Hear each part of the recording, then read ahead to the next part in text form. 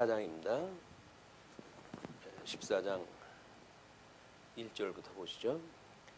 하루는 사울의 아들 요나단이 자기의 무기를 든 소년에게 이르되 우리가 건너편 블레셋 사람들의 부대로 건너가자 하고 그의 아버지에게는 아뢰지 아니하였더라. 사울이 기브와 변두리 미그론에 있는 석류나무 아래에 머물렀고 함께한 백성은 600명 가량이며 아이야는 에봇을 입고 거기 있었으니 그는 이가봇의 형제 아히두베의 아들이요 비느하스의 손자요 실로에서 여호와의 제사장이 되었던 엘리의 증손이었더라. 백성은 요나단이 간 줄을 알지 못하니라. 요나단이 블레셋 사람들에게로 건너가려 하는 어기 사이 이쪽에는 험한 바위가 있고 저쪽에도 험한 바위가 있는데 하나의 이름은 보세스요 하나의 이름은 세네라. 한 바위는 북쪽에서 믹마스 앞에 일어섰고 하나는 남쪽에서 게바 앞에 일어섰더라. 지금 14장의 일련의 사건은 요나단의 승리의 사건, 전쟁의 승리의 사건이 이제 소개가 되어지고 있는데, 지금 뭐 우리 13장에서 있었던 사건하고 뭐 그 중간에 있으면서 별로 어떻게 사건의 연결의 의미가 그렇게 눈에 띄질 않아요. 그렇지만은 지금 하나님께서는 우리 9장 16절을 보시게 되면 이제 사울을 한 그 왕으로 세울 때 약속입니다. 내일 이맘때에 내가 베냐민 땅에서 한 사람을 내게로 보내리니 너는 그에게 기름을 부어 내 백성 이스라엘의 지도자로 삼으라. 그가 내 백성을 블레셋 사람들의 손에서 구원하리라. 내 백성의 부르짖음이 내게 상달되었으므로 내가 그들을 돌아보았노라 하셨더니 사무엘이 사울을 볼 때에 여호와께서 그에게 이르시되 보라 이는 내가 네게 말한 사람이니 이가 내 백성을 다스리라 하시니라. 그래서 사울 왕을 세웠던 그런 그 일에 구체적인 그 통치의 사역을 소개하는 한 단락입니다. 그렇기 때문에 우리는 그 1절로 15절까지를 요나단의 용맹으로 이제 나눠 가지고 이름을 지었어요. 그래서 지금 요나단의 그런 그 싸움의 빌미가 이제 일어나고 그걸로 일어나서 이제 아버지하고의 오해 관계 뭐 이런 걸로 해가지고 위기에 처하게 되어지는 이런 그 일련의 사건을 통해 가지고 이 사울에게 제사장의 제안에 대한 이런 그 이야기가 중심을 가지고 있는 의미라고 생각이 들어서 일단 14장의 제목을 그렇게 잡아놨습니다. 자, 그런데 하루 이제 사울의 아들 요나단이 자기의 무기를 든 소년에게 이르되 우리가 건너편 블레셋 사람들의 부대로 건너가자 하고 그의 아버지에게는 아뢰지 아니하였더라. 지금 그 아버지는 그 블레셋하고 전쟁의 그런 그 사이에 있었기 때문에 나름대로 지금 어떤 휴전기였죠. 그래서 이스라엘 사람들은 여전히 어떤 그 보습을 갖다 한다든가 또는 그 삽이나 도끼나 괭이를 벼리라고 하면 블레셋 사람에게로 내려가 가지고 그걸 해 가지고 올라오는 그런 그 때였어요. 싸운 날에 지금 사울과 요나단이 함께 한 백성의 손에는 칼이나 창이 없는 상태입니다. 그리고 오직 사울과 그의 아들 요나단에게만 지금 전쟁비가 있는 거거든요. 그런 그 상황에서 이제 일이 벌어지는 거예요. 그때 사울의 아들 요나단이 자기의 무기를 든 소년에게 이제 건너편으로 가자. 그래서 블레셋의 상황을 아마 정탐을 하고 나름대로 작전을 쓰려는 양으로 지금 그렇게 이제 일이 진행이 된 거예요.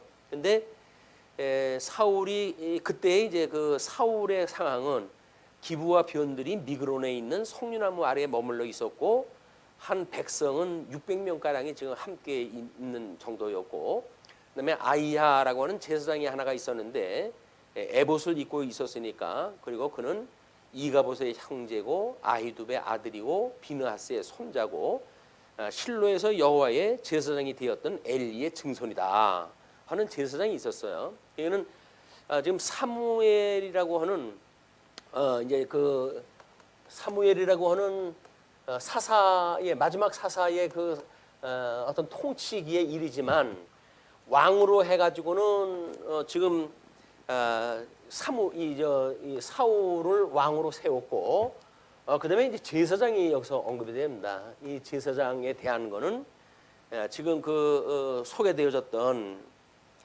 아히야라고 하는 그런 그 인물에 아히야라고 하는 인물을 제사장으로 해가지고 아직은 사무엘이 하나님의 뜻을 전하는 이때는 선지 사역에 대한 이것을 중심적으로 하거나 제사장이 없을 땐 제사를 드리는 그 일도 했지만 이미 이제 아히야 제사장을 두어 가지고 사무엘은 제사 일이 아니라 그냥 하나님의 뜻만을 전하는 이런 그 직임을 맡고 있는 그런 그 수준에 있었던 것 같아요. 그래서 사울이 일단 하나님 앞에 제사를 잘못 드림으로 해가지고 지적을 당했고 그러므로 해가지고 제사장을 옆에다 두고 있다고 하는 그 이야기는 어떤 하나님께서 일련의 사건을 통해 가지고 하나님의 뜻을 선포하게 하시고 이 뜻을 따라서 이 체제가 나름대로 이제 확립이 되어져 가는 이런 그 모습을 보게 되어집니다. 그래서 사도행전 같은 경우도 어떤 그 구제하는 일에 이것에 히브리파 사람들하고 또는 헬라파 이 과부들하고의 어떤 구제의 형평상의 문제가 만들어지잖아요. 그래서 이 문제 만들어지는 문제는 그냥 문제의 어떤 그런 핵심이 있는 것이 아니라 하나님의 이 뜻을 전하기 위한 이런 그 사역으로 해가지고 문제를 제기를 시키시는 거예요. 이게 우리가 어떤 그 뭐 교회의 일도 마찬가지고 개인사도 마찬가지겠지만 어떤 문제로 돌입되어지는 것이 있으면 하나님의 뜻이 무엇인가를 분별하는 일이 필요하다. 그걸 우리 이제 로마서에서는 영적 예배라고 이렇게 이야기를 하죠. 그러니까 일생사에 우리들한테 하나님의 뜻을 분별해야 되겠다고 하는 그런 사건이 얼마나 많이 있겠어요. 뭐 별 생각 없이 살면 모르겠지만 그래서 그럴 때마다 영적 예배를 통해 가지고 하나님의 뜻을 분별하는 이 영적 예배의 첫 번째 조건이 뜻 분별 안에 하나님의 이 뜻이 무엇인가에 대한 뜻 분별입니다. 두 번째가 우리가 이제 이 뜻 분별을 하되 적대적인 어떤 그 객관적 진리에 의해서 되어지기 때문에 이것이 각자 믿음의 분량만큼 이게 되어야 된단 말이에요. 그래서 이건 분량만큼 생각을 해라 이제 이렇게 이야기를 했어요. 예, 분량만큼 하나님 주신 믿음의 분량만큼 생각을 해야 되는데 어떤 성경에 나와져 있는 객관적인 진리를 그냥 도입한다든지 뭐 이런 것은 문제가 되어지기 마련입니다. 그래서 지금 이 사울이라고 하는 인물과 그다음에 이제 우리 사울의 그 아들인 요나단의 사건을 통해 가지고 이 관계 영적 예배라고 하는 하나님 앞에서 뜻을 분별하고 어떻게 그 상황에 대처해야 되는지에 대한 그 문제가 이제 오늘 소개가 되어져요. 이제 뭐 이거 세 번째는 이제 주신 은사를 실현하는 것으로 이렇게 되어져 있는데, 그러니까는 하나님께서 지금 이 요나단과 사울이라고 하는 그 부자지간에 일련의 사건이 지금 소개가 되어지는 것으로 우리가 이제 이걸 전체 내용을 파악을 하시면 될 것 같아요.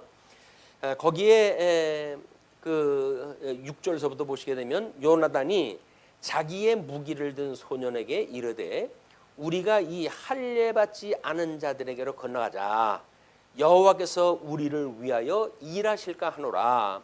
여호와의 구원은 사람이 많고 적음에 달리지 아니하였느니라. 지금 이제 요나단의 생각입니다. 이게 뜻 분별하는데 여기서는 요나단의 생각이 있고 사울의 생각이 있어요. 이 특징이 아마 이제 이 사울은 제사 사역을 감당하기 위해서 호된 교육을 받았기 때문에 이거를 나름대로 행정적으로 체제적으로 뭔가를 형식을 중시하는 그런 그 입장에 있고, 물론 이제 사울이라고 하는 왕직이라고 하는 공직에 있으니까 더 그렇겠죠. 요나단은 형식이 아니라 어떤 내용 중심으로 해가지고 이제 역사를 이해하고 그렇게 가는 것으로 보여져요. 그래서 요나단은 지금 블레셋하고의 전쟁의 그런 휴전기에 있지만은 이제 건너가게 되면 하나님께서 대적자를 우리한테 손에 맡기지 않으시겠느냐라고 하는 하나님의 감동을 기대를 하는 거죠. 그러나 이 사울은 왕직을 수행하면서 지금 전쟁을 해가지고 많은 그 백성들이 피해를 입었기 때문에 이 사람은 형식 위주로 해가지고 안전을 추구해가는 그런 그 입장에 있어요. 그러면서 무기를 든 자가 그에게 이르되 당신의 마음에 있는 대로 다 행하여 앞서 가소서. 내가 당신과 마음을 같이하여 따르리이다. 뭐 수종 드는 걸 우리가 오전에 이야기를 했지만 하나님께서 어떤 동역자를 함께 하신다는 거죠. 이 동역자를 붙여 주어 가지고 지금 이제 요나단이 원하는 일을 갖다 하게 되어지고, 사울의 형식적인 거는 지금 군대 약 600명이 여기에 머물러져 있는 거거든요. 600명이 있고 여기는 그냥 무기를 든 사병 하나예요. 그것만 지금 당신의 혼대로 내 따르겠습니다라고 하는 이런 동역자를 하나님께서 붙여주게 되어진 겁니다.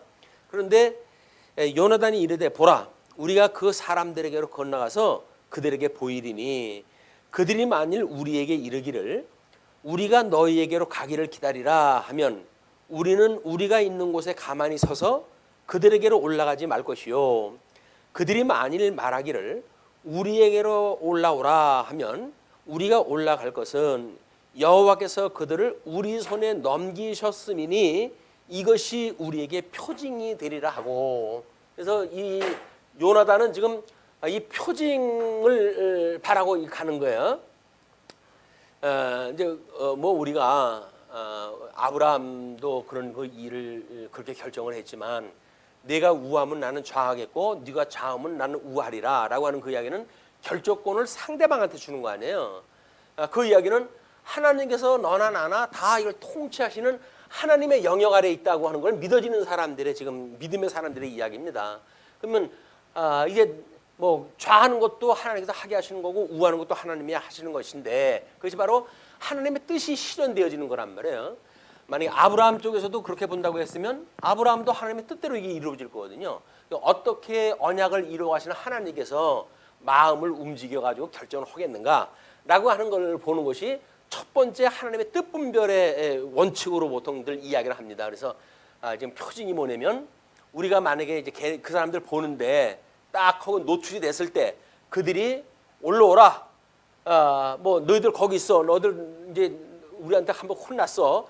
라고 만약에 그런다고 한다면 그들이 내려올 때까지 우리 기다릴 것이고, 그들이 올라오라 라고 이야기할 때는 하나님께서 우리 손에 붙였다라고 이게 믿어지고 믿고 우리 올라가자, 그런 그 이야기예요. 이게 표징으로 주어진 거예요. 그러니까 그 사람들이 올라오라고 할 것이냐 아니면 그 자리에 있으라고 할 것인가 라고 하는 걸 표적으로 둔 거예요. 우리가 아마 믿음으로 사는 사람들의 적극적인 그런 그 양상이 상대방한테 모든 걸 맡기는 것 같지만, 사실은 우리가 그 일을 결정을 지을 때에 여기 동기를 부여해 가지고 나름대로 그 일을 이루어가는 것은 하나님의 뜻을 이해한 사람들이 이제 그 뜻을 성취를 갖다 해가는 사건이라고 보여지거든요.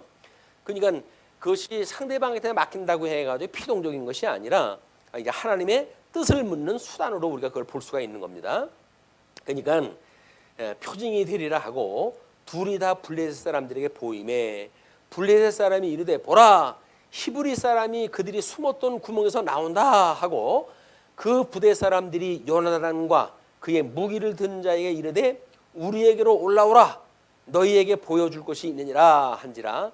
요나단이 자기의 무기를 든 자에게 이르되 나를 따라 올라오라, 여호와께서 그들을 이스라엘 손에 넘기셨느니라 하고, 요나단이 손발로 기어 올라갔고 그 무기를 든 자도 따랐더라. 이는 험한 그 바위산이기 때문에 손발로 기어가질 수밖에 없는 그런 그 험지인데 올라갔어요.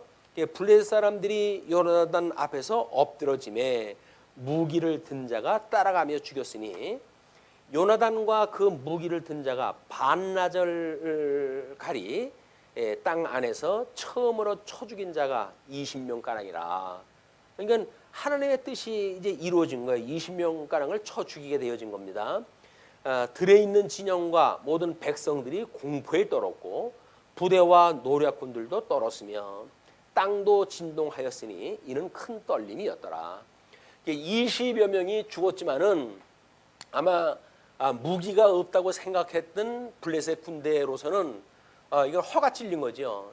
허가 찔렸던 그런 그 이야기고, 그런 현재 어떤 가지고 있었던 인원이나 또는 무기에 대한 어떤 어떤 전쟁을 위한 무기에 대한 조건이나 도저히 싸울 수 없는 그런 그 역할인데, 하나님께서 함께 하신다고 하는 걸로 해가지고 20여 명을 쳐 죽였기 때문에 그것이 블레셋 그 진영에서 큰 지금 소요가 만들어진 거예요.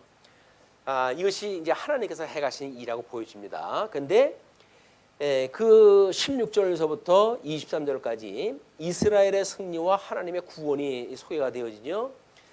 우리는 뭐 이 사건이 있기 전에 이제 사사의 뭐 여러 가지 그 단독 활동이라든가 이런 걸 통해 가지고 승리했던 사건이 있기 때문에 요나단도 하나님께서 함께 하신다고 한다면 뭐 그 일이 불가능한 일은 아니잖아요. 그래서 지금 이 요나단의 그런 그 용맹은 앞서 사사들의 그런 그 어떤 전력, 하나님이 함께 하셨을 때 나타난 능력, 이런 걸 믿고 했던 행동이라고 보여집니다. 자, 그런데 베냐민 기브아에 있는 사울의 파수꾼이 바라본즉 허다한 블레셋 사람들이 무너져 이리저리 흩어지더라. 사울이 자기와 함께한 백성에게 이르되 우리에게서 누가 나갔는지 점호하여 보라 하여 점호한즉 요나단과 그의 무기를 든 자가 없어졌더라. 사울이 아히야에게 이르되 하나님의 궤를 이리로 가져오라 하니 그때에 하나님의 궤가 이스라엘 자손과 함께 있음이니라. 사울이 제사장에게 말할 때에 블레셋 사람들의 진영에 소동이 점점 더한지라 사울이 제사장에게 이르되 내 손을 거두라 하고 사울과 그와 함께 한 모든 백성이 모여 전장에 가서 본즉 블레셋 사람들이 각각 칼로 자기의 동무들 침으로 크게 혼란하였더라. 이제 지금 사울은 먼저 번에도 이제 그 사무엘에게 지적받았던 것이 제사를 드릴 수 없는데 제사를 자기가 드렸던 거 아닙니까? 그러니까는 이 제사를 드려야 된다고 하는 당위가 만들어진 거예요 지금. 그러므로 해가지고 제사장한테 이게 법궤를 가지고 오라고 이렇게 이야기했다 했어요. 이 법궤는 파란만장한 법궤죠. 그래가지고 블레셋까지 갔다가 뭐 난을 당했던 그런 그 일인데 아직도 그걸 이제 제대로 교육이 안 돼가지고 법궤를 가져와라. 왜냐면 하나님 앞에 뭔가를 묻고 이제 시작을 해야 되겠다고 하는 생각이 들은 거예요. 이때만 하더라도 그래도 하나님이 이 일을 어찌 보실까라고 하는 형식적 신앙생활이라고 하는 관점에서 그걸 본 거지요. 그런데 현장에서 보니까는 이쪽에서 어떤 표적적으로 일어나는 사건이 자기네 군대를 자기네들이 치버리는 이제 일이 벌어진 거예요. 그러니까 여기서 이거 필요 없다 그거예요. 필요 없다. 지금 전장에 바로 나가자 이제 그런 이야기입니다. 그러니까는 하나님 앞에 어떤 뭔가 필요하다고 했을 적에 형식을 차리려고 했으나 실질적으로 봤을 때 자기의 그 아들하고 뭐 둘이 나가서 전쟁을 하는데 오히려 지네들끼리 전쟁이 벌어져서 막 이제 죽고 일어나니까 이게 필요 없다고 생각하는 것이 사울의 형식 중심의 신앙생활인 거예요. 그래? 그럼 이거 뭐 필요 없다. 우리끼리 직접 전쟁에 나가자. 그런 그 이야기가 진행이 되잖아요. 그렇게 되는데 거기에서 그 사울과 전장에 가서 본즉 블레셋 사람들이 각각 칼로 자기의 동무들을 침으로 크게 혼란하였더라. 전에 블레셋 사람들과 함께하던 히브리 사람이 사방에서 블레셋 사람들과 함께 진영에 들어왔더니 그들이 돌이켜 사울과 요나단과 함께 한 이스라엘 사람들과 합하였고, 그러니까 그 종로로 타고 전쟁에 져가지고 포로로 있던 사람들, 뭐 이런 사람들이 흩어져 있던 사람들이 이때 전쟁에 동참이 되어진 거예요. 그러니까 에브라임 산지에 숨었던 이스라엘 모든 사람도 블레셋 사람들이 도망함을 듣고 싸우러 나와서 그들을 추격하였더라. 여호와께서 그날에 이스라엘을 구원하심으로 전쟁이 베다원을 지나니라. 자, 지금 요나단은 믿음으로 결정을 되어 가지고 전쟁에 이제 참전이 되어졌고, 그리고 이 사람들은 뭐 이런 형식을 찾고 뭐 상황을 주시하고 그러다가 이기고 있는 걸 보니까 이 사람들은 이제 그런 그 가운데 참전이 되어진 거거든요. 그런데 이렇게 참전되어진 사람들에게 하나님께서 승리라고 하는 것을 지금 이제 선물 주신 거예요. 사울이라고 하는 형식 위주로서의 어떤 참전도 또는 요나단의 믿음 중심의 참전도 승리를 공유하게 되어진 거 아닙니까?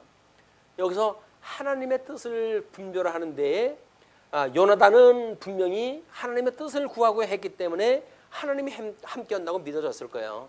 그러나 사울은 자기 아들이 건너가 가지고 뭔가 싸움의 그런 그 조짐을 이제 일으켰고, 그러다가 보니까는 기이한 현상이 일어났고, 거기서 숨었던 사람들이 나오고 숫자가 점점 많아짐으로 해가지고 승리했다고 하는 형식적 이해가 됐을 겁니다.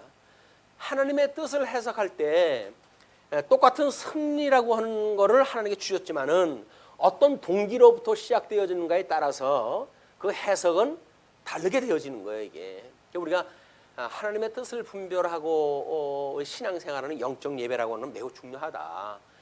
이걸 우리가 이제 이 교회에서는 이거를 우리 집사회의 어떤 부서 활동이라든지 이런 걸로 이야기를 했고, 또는 이제 분량만큼 생각한다라고 하는 그 이야기는 연보의 원리를 가지고 우리가 주어진 분량을 따라 가지고 연보도 하고 해서 이것이 시작되어지고, 또는 이제 우리 이 강론을 통해 가지고 하나님의 뜻이 무엇인가를 끊임없이 선포되어지는 우리 가시적인 교회, 우리 이제 그걸 지상교회라고 이야기를 하고 투쟁교회라고 이야기를 하는데, 이 교회의 영적 예배의 실질적인 이게 행정이에요. 얘는 강론이라고 하는 목양회에 이런 그 일들이 있고, 목양회에 일이 있고, 연보라고 하는 집사회에 대한 그런 그 일이 있고, 또는 은사 실현이라고 하는 이런 일들이 제대로 안 되는가라고 하는 권징이 포함되어지는 이런 그 일로 해가지고 장로회, 이제 우리 치리회가 있겠죠. 치리회. 그러니까 목양회, 집사회, 치리회라고 하는 세 회의에 의해 가지고 이것이 진행이 되어지는데, 이 목양회를 통해 가지고 강론되어지는 건 하나님의 뜻이 선포되어지는 일이죠. 그러나 예를 들어서 집사에서 이런 연보를 통해 가지고 여러 가지 사업을 진행하고 이런 전도 사업이 여기서 되어진다고 한다면, 우리 치양회에서는 이제 치양회로 되어져 있죠. 치양회에서는 나름대로 어린 이런 그 하나님의 권속들이 말씀에 의해서 제대로 영적 예배가 되어지는지 안 되는지를 그냥 살피는 일이 되어지는 거예요. 그래서 우리가 이렇게 이 권징이라고 하는 이런 문제와 전도 말씀이 전파되어지는 이 두 문제를 가지고 이거를 열쇠라고 이렇게 이야기를 하는 겁니다. 내가 천국 열쇠를 너희에게 주노니 땅에서 매이면 하늘에서도 매일 것이고 땅에서 풀면 하늘에서도 풀릴 것이다, 이렇게 이야기를 하잖아요. 이거는 하나님의 말씀을 가지고 우리가 구원하는 그 일들이 구원에 참여할 수가 있게 되어져요. 그러나 주님의 몸된 교회에서 권징이라고 하는 걸 가지고 잘못되어진 걸 잘못되어진 걸로 이것이 돼야 이제 되기 때문에 권징에 의해 가지고 천국 열쇠를 가지고 천국문을 닫게 되어지는 역사가 일어나는 거거든요. 이것이 지금 주님께서 주셨던 약속으로 되어지는 그런 그 문제로 되어져 있습니다. 그래서 실질적인 주님의 몸된 교회의 이런 형식적인 거나 또는 신령한 영적 예배의 문제나 또는 본문에서 이야기하고 있는 사울과 요나단을 통한 하나님의 뜻 분별에 되어지는 이런 원리를 한꺼번에 우리가 생각해 볼 수 있다고 보여집니다. 자, 그런데 이제 그 24절로부터 30절까지 보시게 되면 사울의 어리석은 서원과 요나단의 실수가 소개가 되어져요. 자, 이날에 이스라엘 백성들이 피곤하였으니 이는 사울이 백성에게 맹세시켜 경계하여 이르기를 저녁 곧 내가 내 원수에게 보복하는 때까지 아무 음식물이든지 먹는 사람은 저주를 받을지어다 하였습니다. 그러므로 모르는 사람이 음식물을 맛보지 못하고, 자, 이제 600명이나 되는 군대를 이끌고 참전하게 되어졌단 말이에요. 이때에 이 제사 행위는 지금 시간상 절차상 이거는 지금 뒤로 유보를 갖다 했잖아요. 그러면 하나님의 뜻을 뭘로 할까라고 하는 그거를 금식이라고 하는 절차를 통해 가지고 하나님께서 도우셨으면 좋겠다라고는 신앙적 어떤 그런 생각을 가졌던가 보죠. 그냥 백성들한테 금식을 선포한 거예요. 사람들이 그 뭐 하루 종일 싸워가지고 전쟁에는 이겼지만 지금 시장한 그런 그 상태였거든요. 그런데 그 모든 백성이 이제 음식물을 맛보지 못하고 그들이 다 수풀에 들어간즉 땅에 꿀이 있더라. 근데 백성이 수풀로 들어갈 때에 꿀이 흐르는 것을 보고도 그들이 맹세를 두려워하여 손을 그 입에 대는 자가 없었으나 요나단은 그의 아버지가 백성에게 맹세하여 명령할 때에 듣지 못하였으므로 손에 가진 지팡이 끝을 내밀어 벌집에 꿀을 찍고 그의 손을 돌려 입에 대매 눈이 밝아졌더라. 시장기가 가셔가지고 뭐 이제 우리가 시장하게 되면 보통 우리 이제 뭐 당기가 끊어져가지고 사람들이 힘들어하잖아요. 그냥 그때에 어떻게 당분을 취해가지고 이제 그 원기를 회복하는가에 대한 문제인데 꿀이 있는 거예요. 그 꿀. 그러니까 꿀을 찍지 말라고 하는 금식을 이 승리를 위해 가지고 이제 우리 사울은 내렸거든요. 그러니까 아마 전쟁에 이겼다고 하는 것이 하나님께서 우리들의 이런 기도를 들어주셨다고 보일지도 몰라요. 그러나 사실은 요나단이 표징을 통해 가지고 하나님께 싸움에 승리한다고 하는 표징을 보여줬고 그것 때문에 승리한 건데 우리 사울은 유감스럽게도 금식을 선포했기 때문에 그것 때문에 승리했다고 믿어지니까 백성들은 금식 선포에 의해서 이제 그 참전 전쟁을 또 하는 동안에 곡기를 끊었고 요나단은 그 이야기 이미 앞서갔으니까 그걸 몰랐잖아요. 그러니까 그 꿀을 찍어 가지고 먹은 거예요. 그래서 이 금식령에 대한 걸 범한 거는 오히려 요나단이 되어졌고 백성은 싸우는 뭐 힘도 없이 지금 곡기를 끊은 상태에서 있는 상태의 그런 그 모습이 소위가 되어진 겁니다. 그런데 그때의 백성 중 한 사람이 말하여 이르되 당신의 부친이 백성에게 맹세하여 엄히 말씀하시기를 오늘 음식물을 먹는 사람은 저주를 받을지어다 하셨나이다. 그러므로 백성이 피곤하였나이다 하니 요나단이 이르되 내 아버지께서 이 땅을 곤란하게 하셨도다. 보라 내가 이 꿀 조금을 맛보고도 내 눈이 이렇게 밝아졌거는 하물며 백성이 오늘 그 대적에게서 탈취하여 얻은 것을 임의로 먹었더라면 블레셋 사람을 살육함이 더욱 많지 아니하였겠느냐?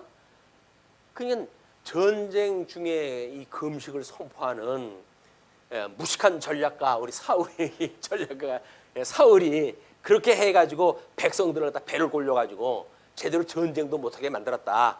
그렇게 이야기를 하는 거지요. 그러면서 31절에서부터 36절을 보시게 되면 백성의 죄와 사울이 쌓은 제단이 소개가 되어집니다. 그날에 백성이 믹마스에서부터 아얄론에 이르기까지 블레셋 사람들을 쳤으므로 그들이 심히 피곤한지라 백성이 이에 탈취한 물건에 달려가서 양과 소와 송아지들을 끌어다가 그것을 땅에서 잡아 피채 먹었더니 그러니까 어떤 상황에 어울리지 않는 이런 명령은 거기에 참전하는 사람들에게 더 큰 화를 불러일으키는 요인이 되어지는 거예요. 전쟁을 하는데 이 곡기를 끊게끔 해놨으니 전쟁이 1차 승리를 갖다 해가지고 이제 마무리를 갖다 해가는 그런 상황이기 때문에 참전한 사람이 참전해가지고 이긴 승리물을 먹는 그런 그 시간에 너무 배고프잖아요. 그러니까는 절차를 따라가지고 잘 먹질 못하고 피채 먹는 이런 그 실수를 갖다 이제 만들기에 되어진 것이 사울의 어리석은 명령으로부터 시작되어진 거란 말이에요. 이제 그렇게 해서 그들이 백성이 오늘 그 대적에서 탈취하여 얻은 것을 임의로 먹었다면 좋았을 뻔했던 이런 그 요나단의 그런 생각처럼 이제 백성들이 믹막스에서부터 아얄론까지 일어나서 이제 블레셋 사람을 친 거예요. 그런데 탈취한 물건에 달려가서 양과 소와 송아지들을 끌어다가 그것을 땅에서 잡아 피채 먹었더니 생으로 먹은 거 아닙니까?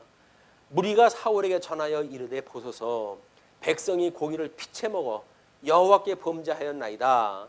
사울이 이르되 너희가 믿음 없이 행하였도다. 이제 큰 돌을 내게로 굴려오라 하고, 또 사울이 이르되 너희는 백성 중에 흩어져 다니며 그들에게 이르기를 사람은 각기 소와 양을 이리로 끌어다가 여기서 잡아 먹되 피채로 먹어 여호와께 범죄하지 말라 하라 하매, 그 밤에 모든 백성이 각각 자기의 손을 끌어다가 거기서 잡으니라. 자, 이제 그렇게 해가지고 범죄가 이미 저물러졌는데, 이제 나머지 사람들한테는 먹어도 좋으니까 끌고 와가지고 여기서 먹어라라고 이야기를 했다 했어요. 사울이 여호와를 위하여 제단을 쌓았으니 이는 그가 여호와를 위하여 처음 쌓은 제단이었더라. 하나님이 이제 전쟁을 일으켰던 뭐 이런 그 참전에서 승리하게 했던 걸 위해 가지고 제단을 쌓게 되어진 거예요. 근데 앞에서의 이런 형식적인 그 논리에 의해서 보게 되면 쌓은 제단도 여전히 형식적인 신앙생활에 머무르는 사울의 그런 그 신앙생활을 우리가 볼 수가 있어요. 이것이 하나님께서 제사직의 질서를 잡아가는 그런 그 모습일 때, 그럴 때 이것이 보여지는 그림들입니다. 이게 그렇지 않으면 뭐 그냥 뭐 그 어떤 전쟁에서 그냥 사울에 있었던 실수담이나 또는 뭐 요나단의 그런 승리했던 그 무용담이나 이런 걸로 해야 소개될 이야기지만, 제사직의 질서라고 하는 그런 차원에서 봤을 때 이런 문제가 이제 야기가 되어지는 거예요. 제단을 쌓았어요. 그리고 이제 거기서 그 36절로부터 46절 보시게 되면 요나단의 단죄와 백성들의 변호가 이제 소개가 되어집니다. 제단을 쌓았다는 이야기는 사실은 하나님 앞에 범죄했던 사람들이 그 죄를 고백을 하고 하나님께로부터 용서를 받는 일 안에 이제 그게, 사울이 이르되 우리가 밤에 블레셋 사람들을 추격하여 동틀 때까지 그들 중에서 탈취하고 한 사람도 남기지 말자. 무리가 이르되 왕의 생각에 좋은 대로 하소서 할 때에 제사장이 이르되 이리로 와서 하나님께로 나아가시다 하며, 제단을 쌓았으니까 사울이 하나님께 묻자오되 내가 블레셋 사람들을 추격하리이까 주께서 그들을 이스라엘의 손에 넘기시겠나이까 하되 그날에 대답하지 아니하시는지라. 사울이 이르되 너희 군대의 지휘관들아 다 이르러 오라. 오늘 이제가 누구에서 있나 알아보자. 하나님한테 질문을 했다 했는데 하나님이 대답을 안 해주시는 거예요. 그랬더니 이거는 뭐가 잘못한 게 있구나.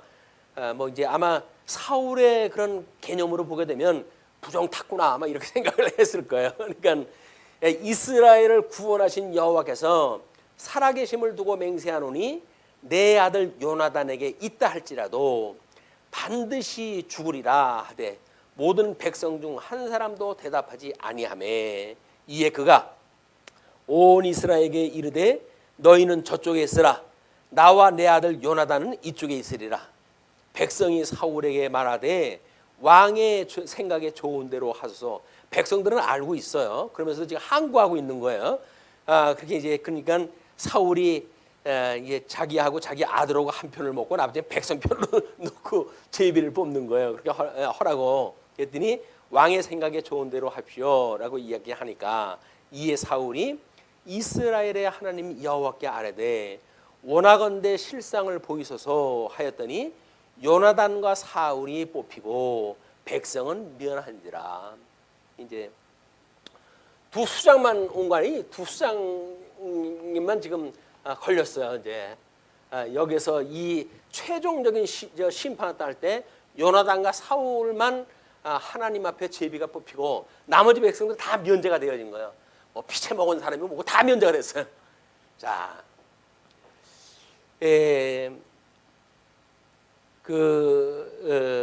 이에 그가 온 이스라엘에게 이제 그렇게 명령을 했다 한 대로 사울이 뽑히고 백성은 면한지라. 사울이 이르되 나와 내 아들 요나단 사이에 뽑으라 하였더니 요나단이 뽑히니라. 자기 아들이 뽑혔어요. 그리고 입의 방정이지 내 아들이라 하더라도 내가 오늘 당장 죽이겠다 이렇게 설레발을 쳤잖아요. 설마 자기네 뭐 두 식구 중에 있으리라고는 꿈에도 생각을 안 했겠죠. 그냥 이 조급증, 그리고 이 허영심, 헛된 신앙생활에서 오는 모든 조건을 지금 사울이 가지고 있는 것 같아요. 이거는 그런 걸로 인해 가지고 하나님께서 뭔가 큰 교육, 이건 제사직을 질서를 잡아가시기 위한 큰 교육의 뜻을 품고 일을 갖다 진행하다 하시는데, 일단은 요나단이 뽑혔어요. 그러니까 43절로부터 이제 사울이 요나단에게 이르되 내가 행한 것을 내게 말하라. 요나단이 말하여 이르되 내가 다만 내 손에 가진 지팡이 끝으로 꿀을 조금 맛보았을 뿐이오나 내가 죽을 수밖에 없나이다. 당신이 그렇게 말했으니까 이제 죽을 수밖에 없습니다. 그렇게 이야기를 한 거죠. 사울이 이르되 요나단아 내가 반드시 죽으리라. 그렇지 않으면 하나님이 내게 벌을 내리시리니 또 내리시기를 원하노라 하니. 지금 이제 1대1 아니에요. 그럼 자기가 지금 현재 왕이에요. 그리고 만약에 요나단에게 책임을 묻지 않고 내가 헛된 맹세를 갖다 했으니 하나님 앞에 내가 벌 받으리라 라고 하는 것이 보통 아버지가 하는 생각 아닐까요? 근데 안 그래요. 아들이 그럼 아버지가 그렇게 했으니 제가 죽는 게 당연하죠. 그렇게 이야기를 하니까 그럼 그렇지 네가 죽어야지. 이게 지금 사울이 가지고 있는 생각이에요. 이게 형식적 원리에 의해서 나타나는 일이기 때문에 우리는 세상에 일어나는 거 가지고 어떻게 인간이 그럴 수 있겠느냐 이렇게 이야기를 하는데 원래 인간이 그런 겁니다. 저주받은 인간들이 다 그런 거예요. 그걸 우리가 이기주의라고 하는 걸로 이야기를 하죠. 모든 인간은 저주받은 인간은 자기의 유익을 위해서 사는 거지 다른 사람을 위해서 사는 게 없어요. 그런데도 불구하고 우리는 이제 인본주의적인 생각으로 해가지고 우리는 타기적으로 살아야 된다 어쩐다 이야기를 하는데 본성이 이기적인데 어떻게 타기적으로 삽니까? 사람들은 그 본성을 거스리라는 거예요. 인간이라는 건 그 본성을 거스려서 사는 것이 덕성이지 어떻게 그 본능을 따라가지고 지 유익만 따라 사느냐. 아버지라고 한다면 당연히 아들을 위해 가지고 목숨을 버릴 수가 있어야지 라고 명분을 갖다 내세우는데 불가능한 겁니다. 안 되는 일이에요. 지금 현금 일어나는 모든 세상에서 만들어지는 인본주의, 그 사람들이 이야기하는 걸 보게 되면 하나님께서 우리 인류를 창조하실 때에 이 창조가 하나님의 형상을 따라서 만드는 거 아닙니까? 그러니까 인간은 하나님의 형상이기 때문에 천부적인 하나님의 그런 은혜를 입고 산 사람들이라는 거예요. 그러니까 이거는 누구도 해야 하면 안 된다는 거예요. 그런데 말입니다. 이거는 창조 사역일 때의 이야기고 섭리 사역을 갖다 할 적에는 타락을 갖다 시켜가지고 하나님께서 모든 사람들을 저주 아래 가두잖아요. 그러니까는 저주 아래 사는 사람들의 이 섭리 사역을 이해 못하고 천부적인 하나님의 창조했을 때 원리를 가지고 이야기하는 건 맞질 않아요. 근데 우리는 하나님께서 천부적으로 당시 형상을 따라 지음을 받았는데 인간이 그러면 되겠느냐라고 이야기를 해가지고 인간 질서를 이야기를 하거든요. 안 돼요. 왜? 인간은 이미 하나님께서 저주 아래 가둬버렸기 때문에 저주받은 인간이 사는 거예요. 이게 해 아래 사는 모든 피조물들은 지금 저주 아래 살고 있는 인간의 군상들이다. 거기서 사람의 도리가 어떻고 이런 걸 이야기는 맞지를 않습니다. 그러니까는 현재 소위 인간 중심의 그런 그 철학을 이야기하고 또 실존주의적인 그런 그 사고를 가지고 있고 이런 사람들은 전부 허상이에요. 허상. 저주 아래 있는 사람들이 하나님의 형상을 따라서 뭔가 할 수 있다고 믿어지는 이런 사람들의 일이다. 이것이 하나님과 같이 되려고 하는 인간들이 만들어가는 헛된 그 꿈이에요. 이게 이런 큰 범주 안에 지금 사울이라고 하는 신앙적 형식주의가 지금 이런 걸 만들어가고 요나단의 신앙 중심의 일을 하나님께서 어떻게 만들어 가시는지 그걸 우리가 분별하게 되어지는 겁니다. 자, 그러면서 이제 사울이 블레셋 사람을 추격하기를 백성이 사울에게 말하되 45절입니다. 백성이 사울에게 말하되 이스라엘의 이 큰 구원을 이룬 요나단이 죽겠나이까? 결단코 그렇지 아니하니이다. 이건 뭔 얘기예요? 요나단 때문에 좀 승리가 이루어졌는데 백성들은 다 그렇게 생각을 해요. 누구만? 사울만 자기가 이런 어떤 종교적 절차를 밟아가지고 이겼다고 생각을 하는 거거든요. 그러니까 백성들이 요나단을 죽여? 그런 일이 결코 없다는 이야기는 뭐예요? 그러려면 우리 다 죽이고 그렇게 해라 그 얘기 아니에요. 이건 쿠데타예요. 이제 쿠데타. 사울에 대한 쿠데타가 일어나는 거예요. 물론 원래 이제 숫자에 약한 우리 사울에 이제 어떻게 되는지를 보세요. 자, 그렇게 하니까 그렇게 맹세하옵나니 우리 여호와의 살아계심을 두고 맹세하옵나니 그의 머리털 하나도 땅에 떨어지지 아니할 것은 그가 오늘 하나님과 동역하였음이니이다 하여 백성이 요나단을 구원하여 죽지 않게 하니라. 죽이려고 하더라도 뭐 힘이 있어야 죽일 거 아니겠어요? 사형 집행도 힘이 있어야 그게 되는데 백성들이 전부 요나단을 갖다 싸고 이제 도는 거야. 사울이 블레셋 사람들 추격하기를 그치고 올라가매 블레셋 사람들이 자기 곳으로 돌아가니라. 일단 전쟁은 그래도 마무리가 됐어요. 그러면서 47절로 52절 사울의 업적과 가족상이 소개가 되어집니다. 업적과 가족상이 소개되어진다는 이야기는 뭐예요? 모든 일생기를 마치고 기록에 남기는 거죠. 사울의 일생 마감기가 소개되어지는 거야. 요즘도 어떤 사람이 쓸데없이 뭐 그 살아생전에 있던 일을 갖다 책으로 써가지고 가지고 뭐 감옥까지 뭐 그 고발이 되고 난리가 나지 않습니까? 근데 그걸 왜 그런데 하려고 그러는지 모르겠어요. 이게 인간이 가지고 있는 꿈이에요. 자기의 무용담을 남겨놔야 그 사람이 죽어서 이름을 남겨야지 이런 생각을 가지고 하는데 온 백성들이 저 죽일 놈이라고 생각을 하는데도 불구하고 자기는 무용담으로 그걸 남겨놔야 되겠다는 거야. 그러니까 할 수 있는 대로 거짓말 다 끌어다가 보다 뭐 미사욕을 써가지고 거짓말을 하니까 20년이 지나가지고 뭐 그 봤던 목격자가 등장할 때 해가지고 고발까지 하고 이런 게 일어나고 그러잖아요. 이런 그 일들이 형식 중심으로 살아가는 인생들이 가지고 있는 비극사다. 우리 하나님 앞에서 살아간다고 한다면 그게 뭐 대수겠어요. 무슨 대수겠어요. 그래서 아유 죽으면 죽으리라. 뭐 아버지가 그렇게 약속을 했으면 하나님 앞에 약속했으면 죽어야죠 라고 이야기를 했더니 백성들이 나서 아주 못 죽이겠다는 거 아니에요. 여기다 손대 네가 죽지 그럼 지금 베르고 있으니까 안 되는 거예요. 이게 쿠데타가 지금 뭐 이건 말이 쿠데타가 아닌 일어난 거지만 백성들이 사울의 명령에 거역했다는 이야기는 쿠데타입니다. 자, 이제 그 사울의 아들은 요나단과 이스이와 말기수하요 그의 두 딸의 이름은 이러하니 맏딸의 이름은 메라비요 작은 딸의 이름은 미갈이며 다윗에게 줬던 딸이죠. 사울의 아내의 이름은 아히노아미니 그 아히미아스의 딸이요 그의 군사령관의 이름은 아브넬이니 군사령관이 있어요. 사령관. 이 사령관의 그 인물이 지금 아브넬이라고 하는 인물로.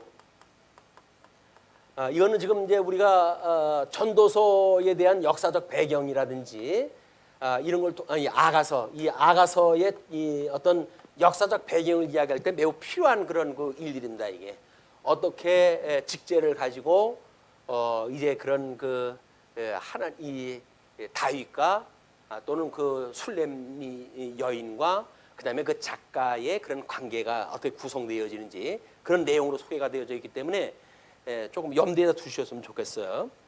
근데 이제 그 사울의 숙부 넬의 아들이며 사울의 아버지는 기스요 아브넬의 아버지는 넬이니 아비엘의 아들이었더라. 사울이 산 날 동안에 블레셋 사람과 큰 싸움이 있었으므로 사울이 힘센 사람이나 용감한 사람을 보면 그들을 불러 모았더라. 그래서 미리 이제 전쟁을 준비를 합니다. 그 전쟁을 준비를 해가지고 차기에 있을 전쟁, 그 전쟁은 사울의 마지막을 이제 구성하는 그런 그 전쟁이 될 거예요. 그래가지고 결국 하나님 앞에 이제 버림을 받고 약속된 다윗이 그 왕위를 이게 되어지는 그런 상황이 지금 하나님과 준비를 착착 해가고 계셔요.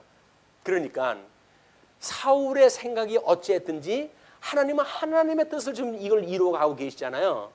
그게 믿어지게 됐을 때 우리는 하나님 앞에서 살아가는 신앙생활이야말로 당당한 거예요. 죽으면 죽는 거예요. 영생을 얻은 우리들이 뭐 어떻게 되겠어요? 우리를 사랑하시는 하나님께서 설마하니 우리한테 나쁜 일을 주시겠어요? 설사 우리 생각에 못 미치는 어떤 일이 벌어질지라도 그거는 하나님께서 보시기에 더욱 좋은 길이기 때문에 그 뜻을 주시는 겁니다. 그 뜻을 우리가 안다고 한다면 마음 편하게 하나님을 믿고 신앙생활 하는 것이 우리한테 얼마나 행복한 일인가 이걸 생각을 하고 그 군장도 만만치 않은 그런 그걸 가지고 요나단이 전쟁에 참여해가지고 승리했던 것처럼 아마 우리들 싸움의 승리가 숫자에 있지 않다고 하는 걸 믿는 우리들이 어떻게 이 진리를 수호하고 전승해야 될까라고 하는 우리 말씀운동 서울교회의 숙제라고 보여집니다. 끊임없이 조직을 통해서 배우고 익히고 깨닫고 해서 영적 예배를 통해 가지고 끊임없이 하나님을 예배하는 이런 우리의 삶의 모습이 점점 우리 신앙생활을 내공을 굳게 만들어가는 이런 기회가 될 것이라고 보여집니다. 오늘 말씀 줄이죠.